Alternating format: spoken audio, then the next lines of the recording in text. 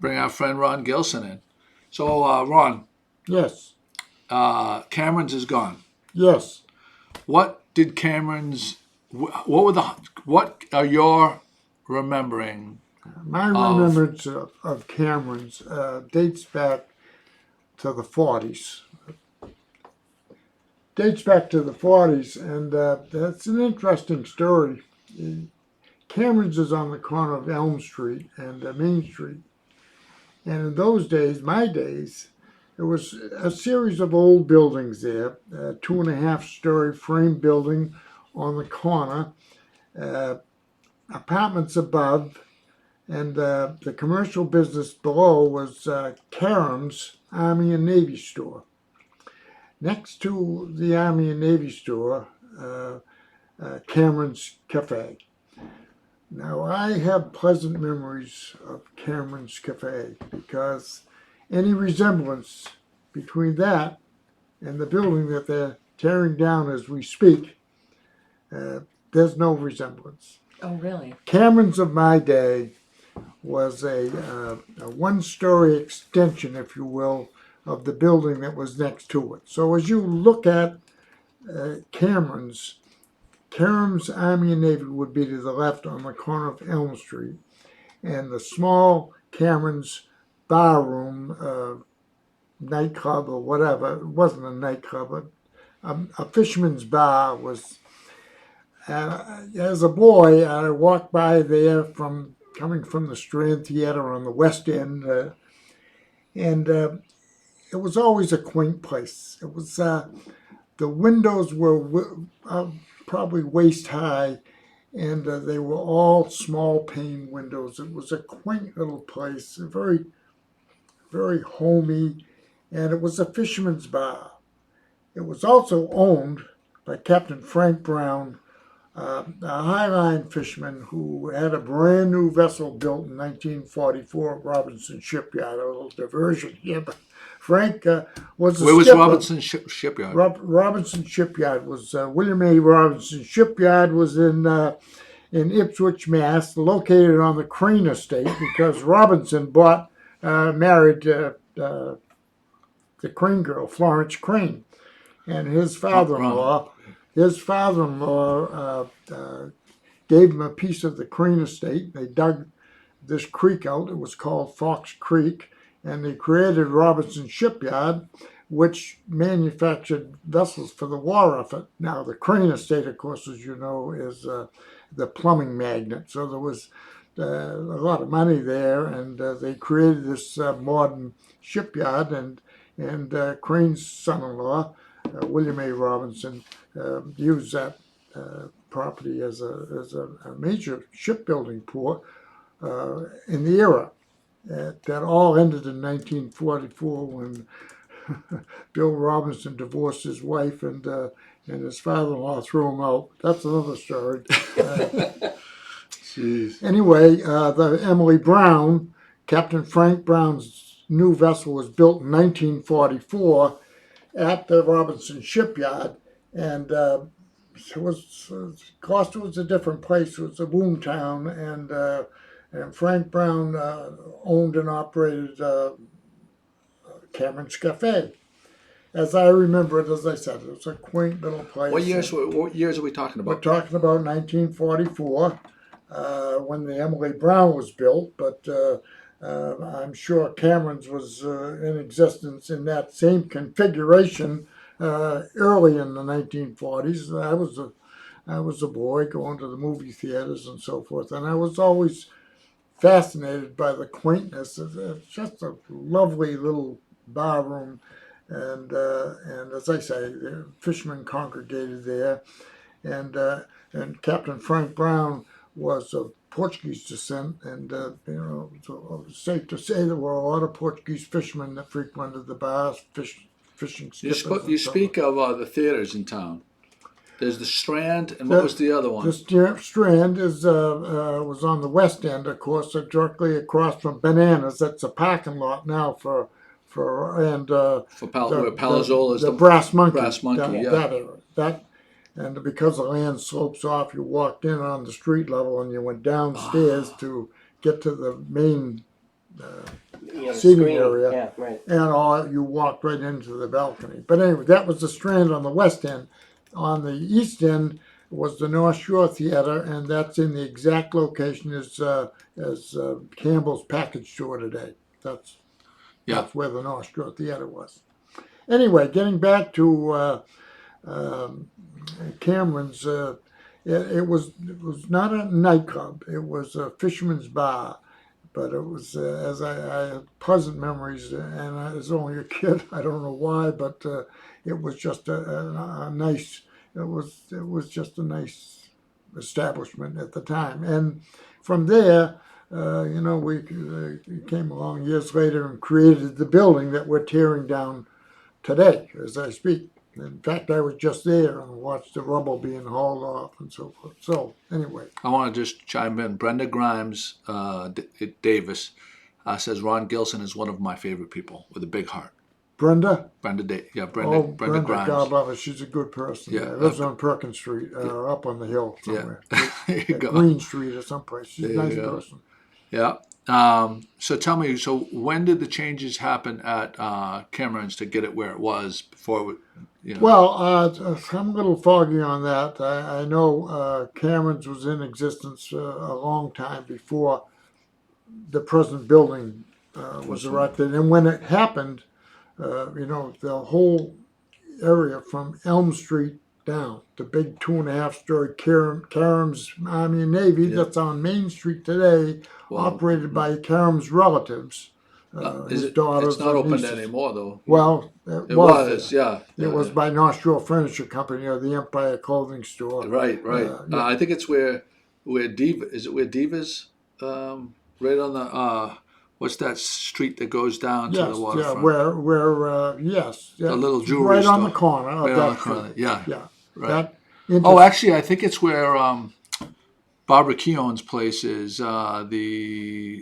The thrift shop there. Yeah, no, it's a consignment store. Yeah. Right, the dress code. Mm-hmm. Yeah, right. That's because I remember going there back in the early 80s. Stevenson, the artist, lived next door. Right. As you ran down over the hill to Roger Street. Yeah.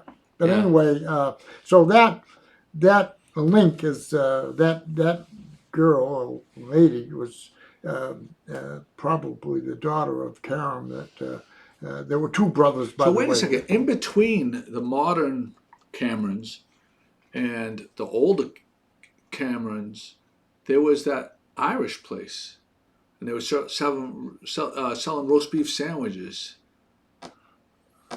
Oh, what was the name of it? Brenda Davis would know this. There was for a brief period of time, someone else had it in the early '80s. I want to say, and it was not Kelly's. Brenda, help me out here. Oh God, you would. Okay. You don't remember.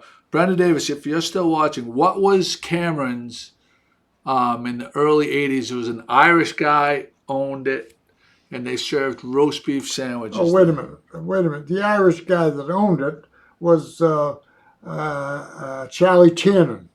Charlie Tiernan. Right, from Charlie's Liquors. Who owned Charlie's Liquor Locker and so forth. Right. But Charlie Tiernan, I believe, was operating Cameron's at the time. Because at the schooner races, this hooks into the schooner races, and Sherman Swicker, who was the mayor of Lunenburg, and his wife Barbara would dine at Cameron's, but they dined as the guests of Charlie Tiernan. So he was the owner of, and then after that, I think Earl Foote took over and so forth. That's when the Union Hill Coffee House was in business. Right. That's in the 80s. We opened it in 81. Think of the name of that place. It was an Irish kind of an old, and they had big St. Patrick's Day parties there. Yes, that's right. Yes, huge, and also post election parties down there, gatherings. Gus Foote would gas off down there and so forth. Yeah. That's funny. Do you know anything about the making of the big iconic Cameron sign? Cameron's, you know that. Well, I have memory. Jeff, the Lejeune family took it over after and had run it for a while. I have memory of that, but I can't remember. E. Ray Kelly. Kelly. God damn it! Thank you, Esther Young. Esther Young gets the You got there. Yes. Atta girl. Yes. You can't get much more Irish of a name than Kelly. E-Ray Kelly, E-Rays. I remember because we used to go there. We used to. So as my youth as a middle schooler, we used to. My mom would drop in my grade, like eighth graders. We would go to the YMCA. We would hang out at the YMCA all day for days. We would play basketball. We would hang around. It was It was the place where a lot of kids had their first girlfriends and stuff like that. And you would walk down, and then there was beef and bun roast beef, or there was E-Ray Kelly's, and you would go get a roast beef sandwich. Like your mom would send you down, send you with like $3 or $4. Ballpark's beef and bun.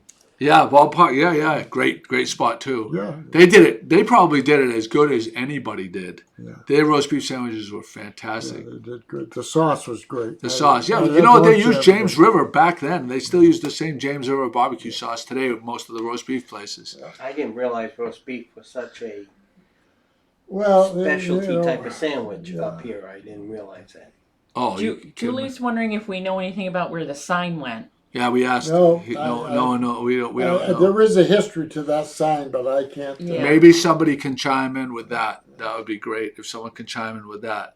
That's fantastic knowledge. So now they tore it down, and it's going to be retail on the first floor and apartments. I don't want to income apartments. Yeah, I don't want to misspeak it because there's a difference between affordable housing and low income housing.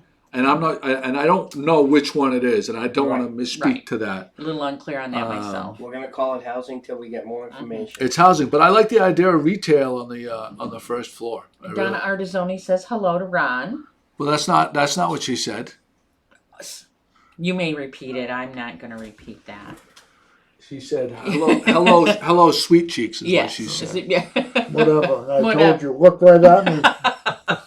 There's that. I have to go take care of a boat for just a few minutes, but I'd like you to speak to Tommy Burns' celebration of life, which I know you went to last night. Yes. You can speak right here, Ron. Okay. All right. This is where we get to talk about Joe. Oh, good. I'm going to put this here. We're rolling right now, so you can go right ahead, Ron. Tommy Burns' celebration of life I attended last night at the Emerson Inn in Rockport. And just as a side, I was interested in the venue because in 1994, I was the maitre d' at the Emerson Inn. So I was interested in the renovations and so forth under the new ownership. And it really is a pretty place, and it's an ideal place to have a commemorative service, if you will. Or a celebration of my friend Tommy Burns' life. It was well attended. I'd say there were probably a couple hundred people there. And I met a lot of old friends from the waterfront, and of course a lot of Tommy's friends here at Captain Joe's Lobster Wharf in East Gloucester. And it was just well done. The hors d'oeuvres and the finger foods and the food in general was excellent, and it was just a family thing. Tommy had a big family and a lot of well wishes, and they were there, and it was just a nice thing to do. Do you have one story that you remember, Tommy? Yeah, Tommy. I've been hearing many stories down here Tommy, from the there's many stories about Tommy, but you see, Tommy was known around the waterfront as a master mechanic. He had a lot of mechanical ability. He could, if you'll pardon the expression, he could put an ass in the cat. He was a smart man, and mechanical aptitude, and that's one side of Tommy, but he also had a historical side. And it's that historical side I'd like to speak to, because when he found out that I knew a few things about the waterfront historically, why he would test me, if you will, and he'd ask me some questions to see if I was an authentic guy. Well, it happens that I was a few years older, and I arrived on the scene a few years before him. And I've always said that if you're 75 years of age or under, you missed the whole show. So if you're not 85, you missed the whole show in the city of Gloucester in the 4th century. Well, Tommy was a little bit younger, but he was a student of the waterfront, and as I say, historically inclined, and he would ask me questions. So at one time, you asked about a story. I said to Tommy, in quizzing him, I said, Tom, there was a big shipyard in Ipswich in the 40s that, you remember that? And he says, yeah, I think I do. Wasn't that Robinson Shipyard? I said, yes, it was Robinson's, William A. Robinson Shipyard. And in the year 1944, coming on the end of World War II, the pipeline for government ships had ended, and Robinson, looking for business, and the fishing fleet uh, in need of new blood, if you will, new vessels. Robinson, in 1 year, 1944, built 12 commercial fishing vessels for Gloucester. What type of boats were they? They were all draggers, with the exception of one, which was an oil tanker. That oil tanker is named Captain Dave, and it's still in existence today. It's still around the waterfront, owned by the Rose family. But anyway, I said to Tommy, I says, now, that all started in 1939, Robinson, and there was a vessel built in 1939, the first commercial dragger out of the Robinson shipyard. And now, Tommy, what was the name of that vessel? Well, I don't know. You don't know. Well, I'm going to tell you. The name of the vessel was Our Lady of Good Voyage, and the owner captain was Manuel Rocha. Well, he sat back. He says, I'll have to go through my things and check that out. A couple of days later, on a Sunday morning, he came into McDonald's restaurant, which we gather there on Sunday mornings, and he had an envelope for me. He says, Ron, I have a present for you. And I opened the envelope, and there was an 8x10 glossy photo of the schooner, Our Lady of Good Voyage, a schooner dragger, Captain Manuel Rocha, steaming down the North Channel. In the background is the brand new state fish pier that was dedicated in 1938, and I know the building was new at the time because it wasn't an ice chute coming out of the building. So that photo was placed about 1940, and of course the Lady of Good Voyage was launched in 1939. So it's an original configuration of the Lady of Good Voyage, which changed drastically after that. So I know it was an early picture. And Tommy Burns had that in his memorabilia at home. His son said after he passed that he had a big, huge kitchen table, and it was just stacks and stacks of books from the 1920s of books about schooners. So Tommy had a historical bent, and he was very knowledgeable. I will say that. But again, he was about 7 or 8 years younger than me, and he missed the whole show. He did a good job, even though he missed a lot of it. That's my story on Tommy. That's a great story. Thank you for that. There's a lot. These old timers, they get so and the thing that's crazy to me is that Ron, I can't remember from year to year other than what the year that I graduated from high school, the year that I graduated from college. The years all float together to me. I couldn't tell you.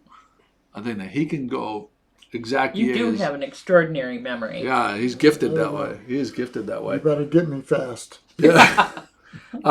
Cameron's is gone. Yes. The Santander Bank is going where Orange Leaf was located in Mac Bell's. Can you give me a little background on that parking lot and that where A&P grocery store was? Was that part of the harbor that was filled in? No.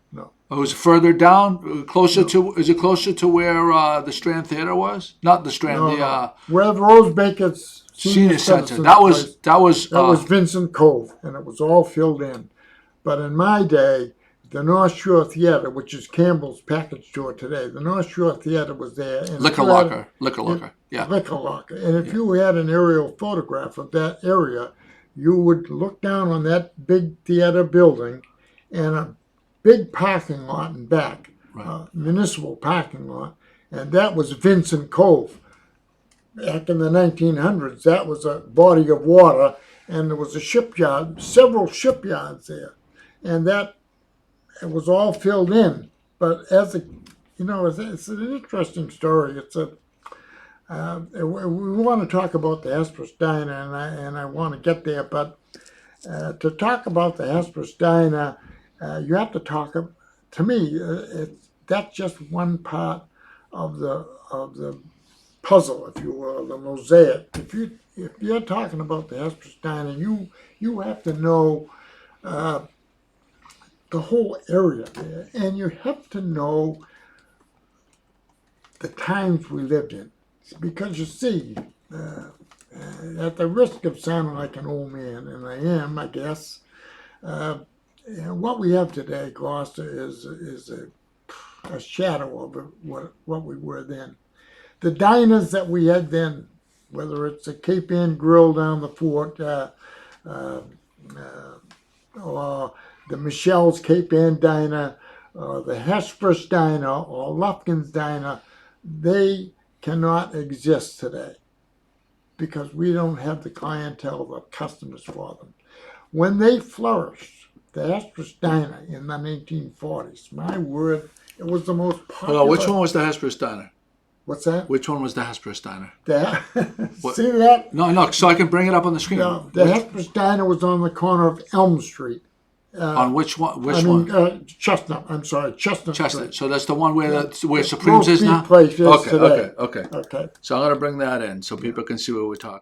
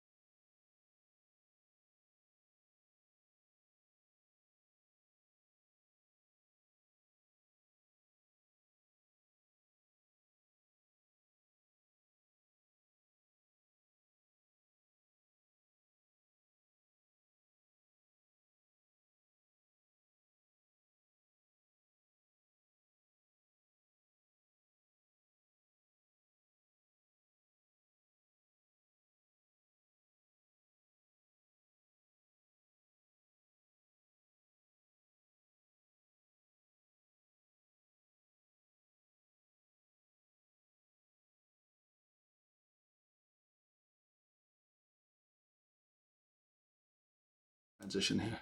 Okay. Are we all? Yeah, we're good. We're good. Tell James. Okay. Tell James thank you. If you see that, let me know right away so I can correct it, Pat. Go ahead. I'm sorry. So the year I'm talking about is 1945. In 1945, I was 12 years old, and I was totally captivated by the waterfront. While my classmates and peers and contemporaries were playing cops and robbers and baseball and hockey and so forth, I was on the waterfront 7 days a week, at least 6, sometimes 7 days a week. I would be on the waterfront, and I was attracted to the activity. It was an electric place. It was an exciting place, and there were 4,000 or 5,000 people in Gloucester that worked on that waterfront. Now, my mother, I was an only child. My grandfather lived with us, and he was retired from Stoddard Machine Shop, which was one of the leading machine shops on the waterfront in those days. There were 6 machine shops that we had in Gloucester. We now have 1. There were 6 machine shops, and they all serviced the fishing fleet. Well, Gramp lived with me, and he took me by the hand and introduced me to the waterfront and the fish pier in 1938 when it was dedicated. I was only 5 years old. From that, once I learned my way around, I could leave Gramp behind, and I was on the waterfront as a boy. Up and down the waterfront, there was a boat yard, a shipyard on Parker Street, Melanson's boat yard, and I fell asleep in the Cigar Joe when she was being built as a kid. I played hooky from Camp Pinehurst. My mother discovered that I wasn't going to Camp Pinehurst. I was eating my lunch down the shipyard. She paid $7 a week for me to go to this camp, a summer camp, and she finally discovered that I was playing hooky, and the camp called, where was I? So she says, if I have to pay $7 a week for you to go to camp and you're going down to Melanson's boat yard and eating your lunch down there and coming home at the appointed time, 3 o'clock, that ended camp. Anyway, I was on the waterfront. It was an exciting place. And one of my mentors was a fellow by the name of Ben Pine. Ben Pine has a history like no other. The International Fishermen's Races, he owned vessels. He was a rags to riches guy. Started out as a junkman on the waterfront. Well, he befriended me. Now, my mother at the time, she had a dim view of the waterfront. My father was worked ashore. He was a bartender in many places, and that's another story. But she had a dim view of the waterfront and the people that populated the waterfront, and she thought that her son, was being exposed to Gritty. kind of gritty people.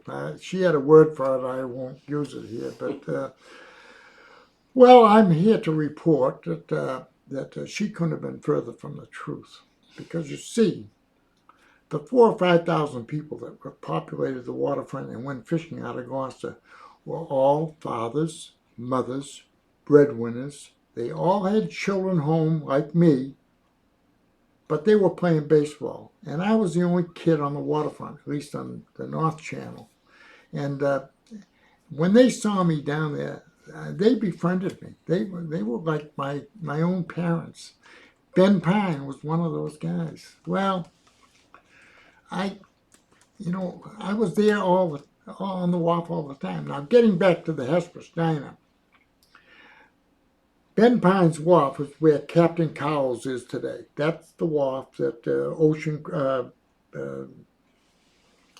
a fish company there, Schuler's Fish Company, Star Fisheries. That was Ben Pine's Wharf. And Ben Pine had 10 vessels that he managed, 3 of which he owned, 4 of which he owned outright. And it was an outfitting place, and it was a busy place. Ben Pine would start at 9:15 on a Saturday morning when I was there. He started at the wharf. He had 3 carpenters working for him: Peter Shields, Austin Carter, and Caruco guy. The 3 carpenters worked there. He'd holler up, "Come on, let's go!" And he'd grab me. If there was some Portuguese fishermen on the wharf with marking wires, come on. By the time we left that wharf down Water Street and got the machinists out of the independent machine shop and the Gloucester machine shop and anybody else that was hanging around from the waterfront, the whole troop, maybe 15 to 20 people, would march up to the Hesperus Diner, would all fill the diner. Bud Doyle was on the grill. We'd all have a mug up. Nobody abused it. If you had breakfast that morning, you probably had a donut. But if you didn't have breakfast, you had ham and eggs, whatever you wanted. And Piney picked up the tab for the whole thing. He did that every day of the week for 6 days, Monday through Saturday.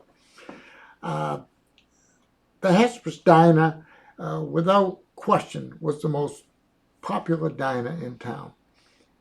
There were several diners, and as I said, they couldn't exist in this day and age because the waterfront were the customers.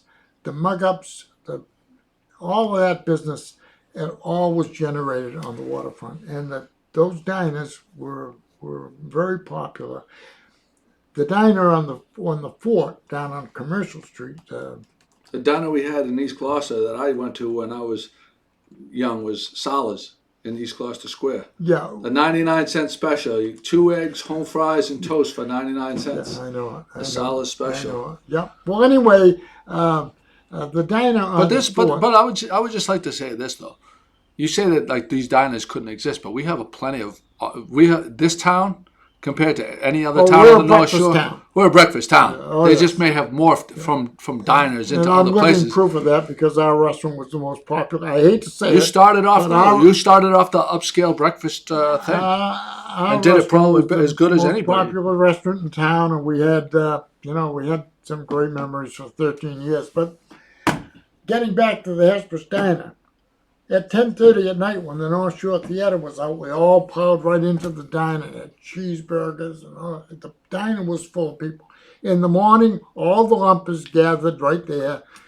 The whole fleet. If you wanted to know what fishing boats were in town, you went to the Hesper's Diner at 5 o'clock in the morning, and there was a shape up, and there was all the Were lumpers all the gathered. lumpers there? So the lumpers are there handing out the assignments. The Yeah, boss lumpers. yeah. Can you explain what a lumper is and what the hierarchy of what a Yeah. boss lumper and how they handed out the assignments? Well, that's another interesting story. You see, Explain what a lumper is first. all over the United States, we have lumpers. They're known by different names. Stevedores is one. Cargo handlers. We got, as the story goes, we got lumpers. They do the same thing. They discharge cargo. But years ago, in the sailing vessels, they were ballasted by pig irons. And there were lumps of iron that were placed in the vessel. When the vessel wasn't trimmed just right, lumpers, cargo, stevedores would go aboard and literally move these heavy ingots of iron. They called them lumps, so they were lumpers. That's how that all came about. Great story. I didn't know that. Okay. So, But in the morning, were there several boss lumpers that would hand out the assignments? How did these guys get the jobs? well, usually the senior people, Josie Patrickin and Bubsy Horn, and these were boss lumpers. They were the bosses, and they had crews that worked with them. Now, did they have relationships with the wharfs, or did they have relationships with the captains of the boats? You know, they had relationships with the captains of the boat, nothing to do with the wharf. Yep. Uh, A lumper's responsibility was what? what's that? What was the lumper's responsibility? The lumper's responsibility was to go aboard the vessel at 5 o'clock in the morning and rig the vessel. That is, lift the gaffs, get the vessel ready to take out fish. The baskets in place, and the lumpers would come down. They had they brought their own equipment, a fish fork or Shovel, pitchforks, mostly pitchforks. yeah, mostly fish forks and so forth. They all had lumpers cars. These were old junk cars that they drove down because they also took home some fish out of the trip. Right? But that's another story.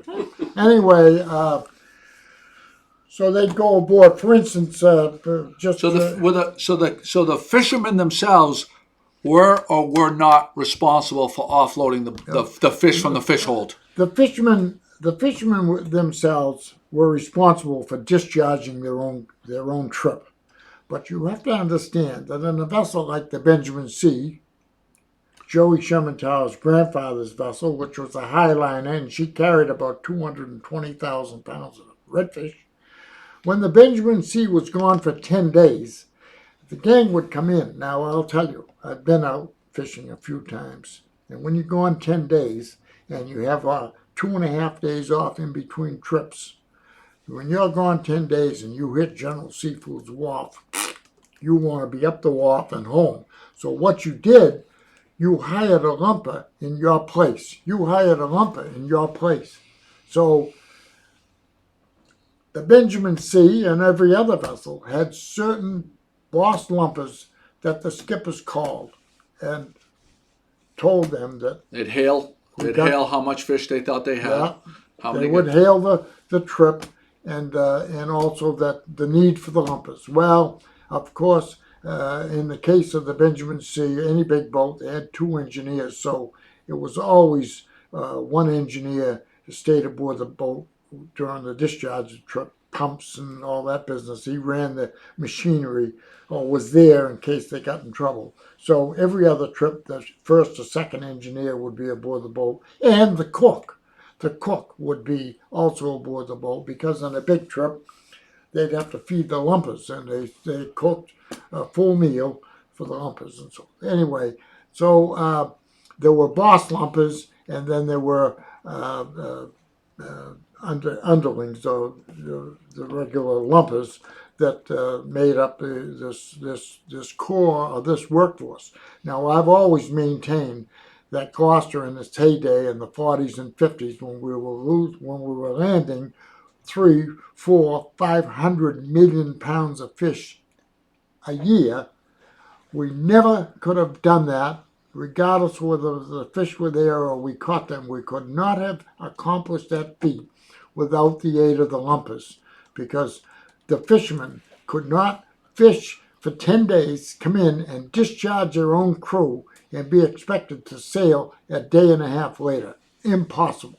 And a boat such as the Benjamin C, it was considered normal to land in one calendar year between 24 and 26 trips. That was the established goal for production for the vessel. Well, to do that and to go fishing at 10 days at a time, So getting back, I remember as a boy, I talked about the Emily Brown, Captain Frank Brown. My uncle was a machinist for the independent machine shop and a good friend of Captain Frank Brown's. And my uncle called me in 1944 when she was launched out of Robinson Yard. He called me and he said, "I'm going to get a tour of the new fishing vessel, Emily Brown. And Captain Frank Brown is going to meet us at the fish pier and take us on a tour." So I went down, and the Emily Brown was the closest thing to a yacht. She was finished she was just a beautiful vessel, contrasting woods in the forecastle, and the captain's quarters, the captain's cabin was like a hotel. For a fishing vessel, it was a departure, if you will. And I can remember Captain Frank Brown, the owner of Cameron's also. Captain Frank said to us, he says, "Well," he says, "I'll tell you." He says, I remarked, I was 12 years old, well, 11 years old. I remarked to him, I says, "Captain Frank, this is a very nice, beautiful boat." And he said to me, he says, "Well, I spend about 250 days, 275 days on this boat, and if I have to spend that time at sea, I want to be in the proper quarters, and I want my crew members to enjoy a lifestyle aboard this vessel that's second to none." And he was absolutely correct. Anyway, getting back to the Asper's Diner and Ben Pine and so forth, the waterfront populated that diner. They populated the Lufkin's Diner on the west end, and Lufkin's had a reputation all by itself. Mrs. Lufkin was a caterer, and they catered turkey dinners and to all the lodges and weddings and so forth in those days. By the way, the receptions for weddings in this town in the 2020 out of town to all these venues. When in the 40s there were big weddings, they were all accommodated in Gloucester, and they were all catered by places like Lufkin's Diner. Now that diner, you said it was by the St. Peter's Club. Yes. Yeah, when you walk down that little alleyway between If you walk down that Virgilio's- alleyway from Main Street, it would be to the right, Right. to Lufkin's Diner, and it was, and they made the best donuts and pastries, unbelievable, unbelievable. I think it's great that the diner right there you're talking about. Then we were talking earlier about the one in Fort Park, and how close that is. And Oh, yes, but the clientele that populated the diner on Commercial Street, what was the name of it, Joey? was that Michelle? St. Peter's No, Diner. St. Pierre. St. Pierre's, the people that populated St. Pierre's Diner. I'll bring up a photo of it. Yeah, you have to understand that over the hill was the Cape Ann Fisheries, the first wharf I worked on when I graduated from Gloucester High School. On Sunday, when I graduated from Gloucester High School, and Mayor John J. Burke gave the commencement address, my father said to me, "Okay, the honeymoon's over. You have to go to work, and you."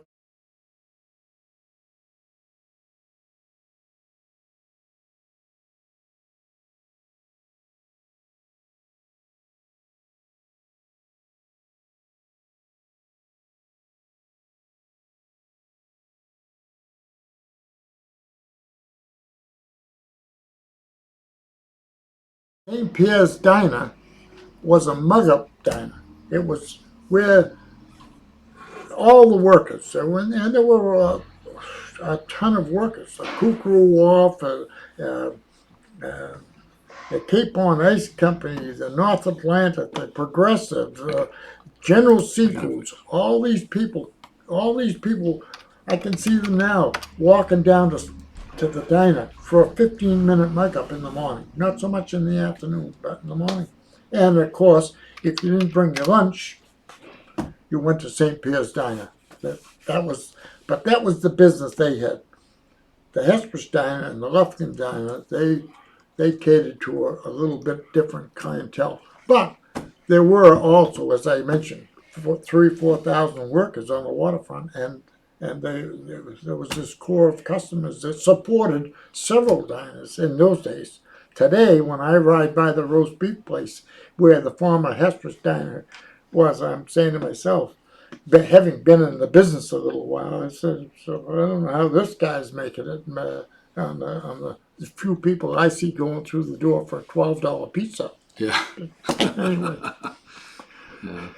any other questions? Oh, those are great stories. Those are fantastic Well, stories. and then we have that diner that this whole thing started last week when McCarthy brought up the diner that's currently in Danvers. That's now probably, the way we're figuring out, is over in that group of stores where the Safari, in between Yes. Safari and where the laundromat is. right. We figured that there was the diner, the Portside Diner in Danvers Was there? was in 1948 was there. 47, yeah. 47. And by the way, that diner was not, was They had owned- two, so there was two railroad car diners Yes. within a block of Yeah. each other. Yes. The Cape Ann Diner that's in Danvers, that's an older diner. The Hesper's Diner was a torpedo shaped, like a Like an a Airstream. Airstream Yeah. configuration. But the interesting part about the Hesper's Diner, it was owned by John J. Burke. Now let me tell you something. If there was ever a colorful character in Gloucester, it was Johnny Burke. And I can say that for the last 100 years. Nobody was more colorful than Johnny Burke. Number one, he was a practicing attorney. He was in business with a man by the name of Sylvester Whalen, who was in the office. Johnny Burke was also an attorney, but he owned Sherman Roos Outfitting Store. He owned shares in 40 vessels that were there, and 10 of those vessels he owned outright. At 2 o'clock in the morning, he would be in Chelsea. Now, this is a lawyer. At 2 o'clock in the morning, he'd be in Chelsea picking up a load of oil for his oil tanks at the end of Chestnut Street, where the diner is, went right straight across to his wharf on Water Street, and he unloaded a tank full of oil by 5 o'clock in the morning. Then he'd go in the Sherman Roost Wharf and open up for business. And at 9 o'clock, he changed into a business suit and went to his law office.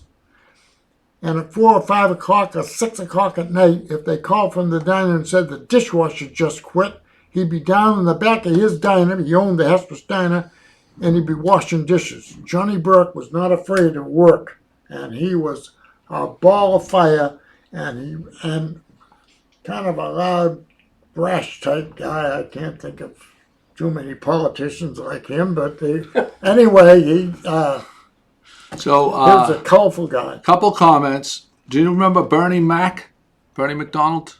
No. Lumper? Okay, and another question there was from Anthony Burnham. When you worked on the waterfront, you never had soup for supper. Why is that? Do you know that? No. Okay, so we'll wait for the answer from you, Anthony.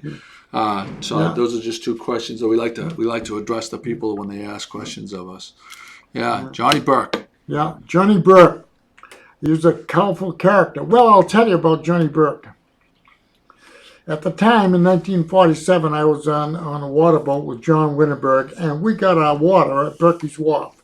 It was a 3-inch pipe that come down the wharf, and we pull in the water boat. She held 5,600 gallons of water, and I was a kid. John Winterberg was 65 years old and sickly, so I was, for all intents and purposes, running the boat. And I'd hook up to Berkey's pipe, and we'd pump the boat full and so forth. So we were part of Johnny Burke's operation down there, and all of his vessels. It was a kind of an unwritten law that they would take our water. So I had a lot of business to do with the office and picking up. As the boat settled, I'd go up and get a water bill, $4. But anyway, Johnny, I was around the office all the time. There was the office manager, Mr. Fialo, and he would see to it that the water boat got paid for its water. And Johnny Burke was always around. He knew me. Johnny Burke built a beautiful home on Western Avenue. Now, I'll tell you where it is. If you come through Stage 4 Park, you go by the cupboard, you're going up on Western Avenue. If you turn left, just up the street, the Catholic Church, the Archdiocese owned a whole bunch of property.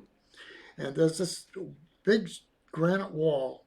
And if you go by there today, you can look in, and there's a set of stairs that wind up probably 150 stairs to the top of the hill, where John J. Burke built this beautiful brick home in 1947. The whole fishing fleet, crew members, everybody from Johnny Burke Wharf, businessmen, all the people that were worth knowing, were invited to an open house to Johnny Burke's waterfront property. Absolutely gorgeous home, looked out over Eastern Point Breakwater. Beautiful. I was invited, and I was the only kid invited to that open house at the time. My father dropped me off at the cupboard, and I walked. Western Avenue has always been kind of narrow there and not much of a sidewalk. I walked up along the side and up those stairs and to the open house of Johnny Burke's.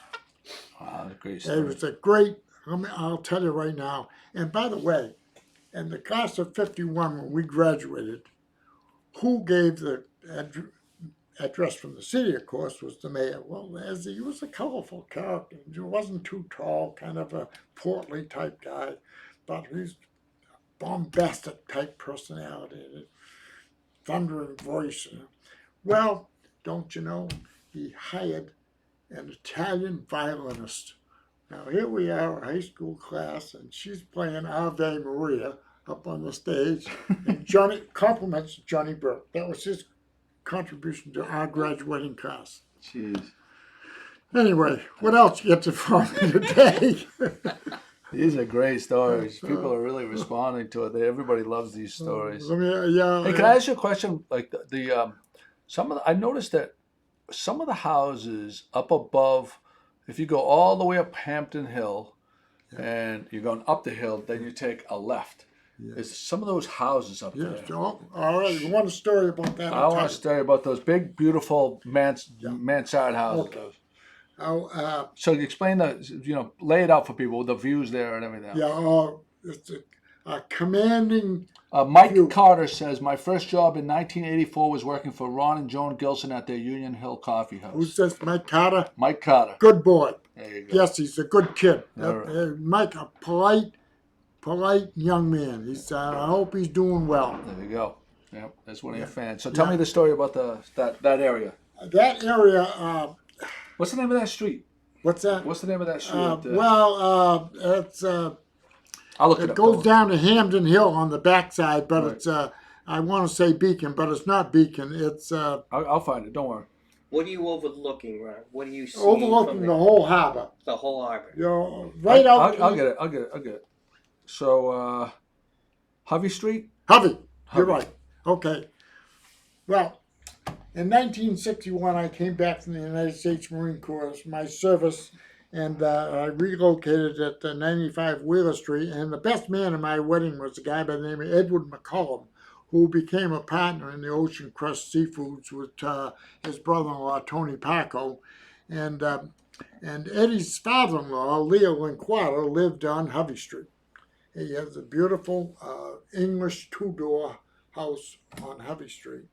And I was invited to a celebration, St. Peter's Fiesta weekend buffet that Leo Linquata was putting on, and he had a lot of dignitaries there. I wasn't one of them, but I was there.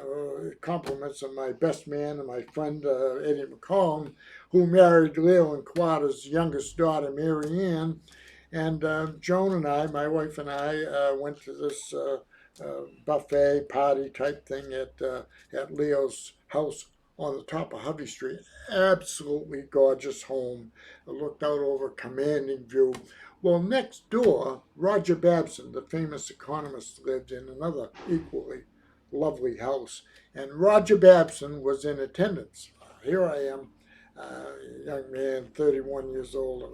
How many years ago? Well, I said to Mr. Babson, I says, well, Mr. Babson, if you have any advice, I just got out of the service.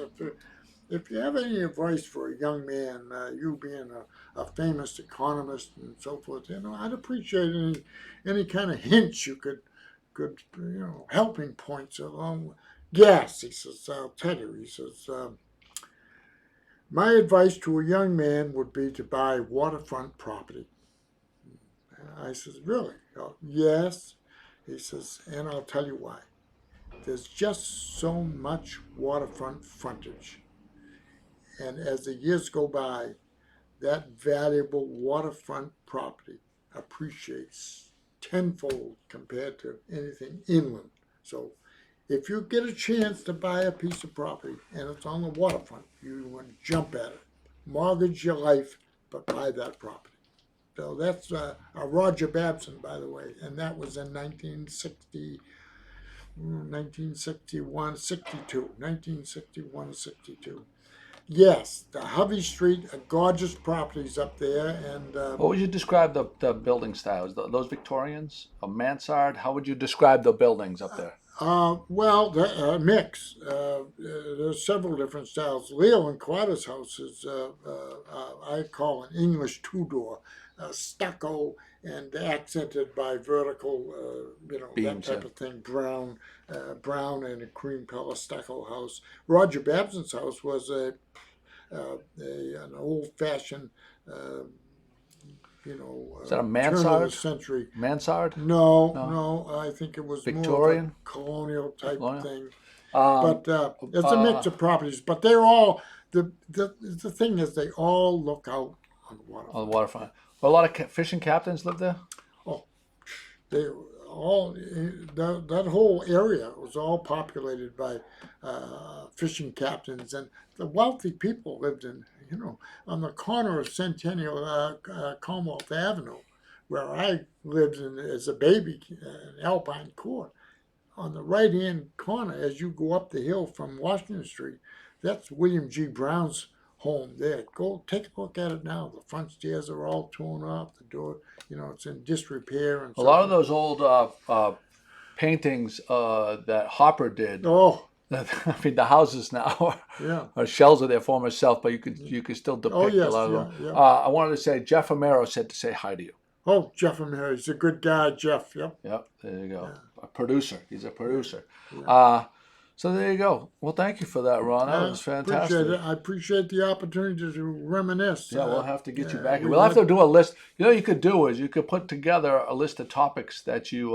Well, I just told Pat an interesting topic would be the nightclubs of the era. Okay. We had. How about the old? You know what is interesting to me? Another time, I want you to talk because it's too much for now.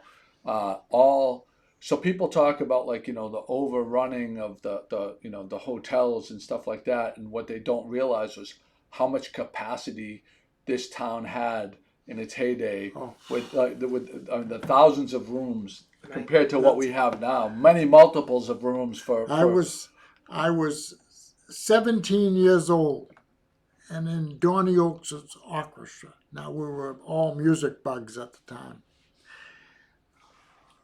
The Delphine Hotel, the Hawthorne Inn, the Long Beach Hotel, those were the seasonal nightclubs. And The Rockaway. the Rock. How about Magnolia? All the ones in Magnolia. Oh my God Almighty! I was Magnolia. over for Ted Weems's Dixieland Band.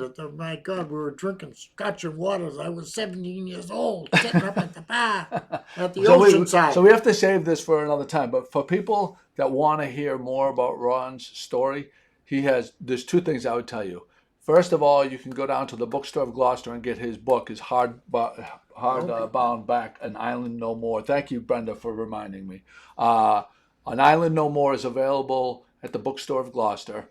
It is what I consider, if you want to talk about the fishing industry at its heyday in this town, Ron speaks about it so perfectly that you smell the smells, feel the feels, and it is not a romanticized fictional. It is actually a depiction of how it really was. So it's great. So An Island No More is available at a bookstore of Gloucester. He also has his own blog, and I'll link to it in the show notes.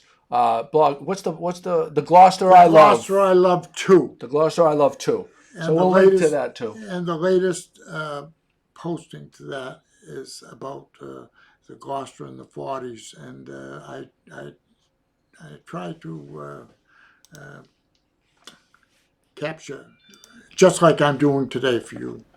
But I want to say this. About 3 weeks ago, I went to the senior citizen in Rose Baker establishment on Main Street, and I must admit that I amuse myself. There are a lot of good people that find the Rose Baker indispensable.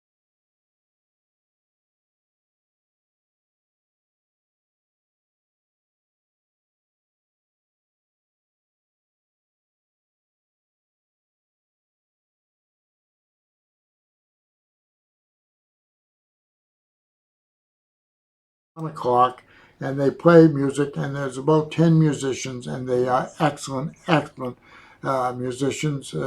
Dave Sag, by the way, is the bass player, and he's kind of organizes the whole thing, and it's a really a nice And this is event. at the Rose Baker Center. At the Rose Baker Center, 1 o'clock on the first Monday of the first 3 Mondays of any month. So starting in February. This is the last week well, anyway, I have a high school friend, Bob Rudolph, and the Rudolph name is famous in the fishing industry, and that's another story. And I'm full of these stories. But anyway, I was told that Bob goes, being a musician in the high school band with me back in the 1950s, I was told he attended this dance band performance, and so I went down to sit with him. Well, I'll tell you, there's 10 musicians down there. They're all old guys like me, even younger, I would say. But anyway, the music is unbelievable. It's fantastic. And I looked around, and there wasn't anybody dancing. And I said to myself, what a great form of entertainment for old people on the middle of the day to come down here and dance to this beautiful music. Well, like an old fire horse that hears that bell, struggles to his feet, the old story. I said to myself, maybe, just maybe, I could get back into this and be in that band or play a little music. Well, a friend of mine called and said she was breaking up her house and selling her home. Her father had died and moving out of town, and wanted to know if Joan and I would come down on Saturday morning. He had a lot of books and so forth she wanted to give me. So we went down to Rockport, beautiful home. There's 2 or 3 boxes of these really lovely books on World War II and all the kind of things that I'd be interested in.